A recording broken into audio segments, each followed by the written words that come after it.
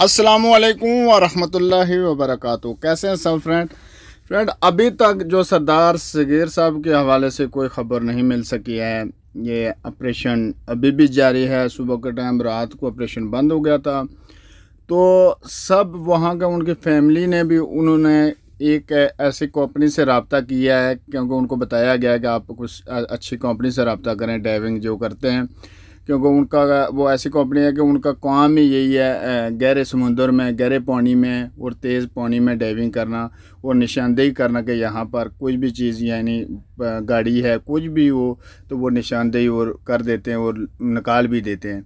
तो उस कंपनी के साथ उनका रब्ता हो गया है, तो जल्द शायद इंशाल्लाह आज ही वो कंपनी अपना काम स्टार्ट कर दे, या ऐसे खबर है। जो भी मेरे पास न्यूज़ आती है मैं आपको बता रहा हूँ। ये साथ ड्राइवर की तस्वीर है जो सग़ीर साहब के साथ ड्राइवर है। और आप मेरे साथ जुड़े रहें, चैनल का सब्सक्राइब कर लें और बेल को प्रेस कर लें। मैं आपको अच्छी खबर दूँगा और सच्ची खबर दूँगा, आपने व्यूज़ या ऐसे लेने के लिए नहीं, क्योंकि मैं जो भी खबर होगी इंशाल्लाह आपको जो सच्ची खबर होगी वही दूँगा।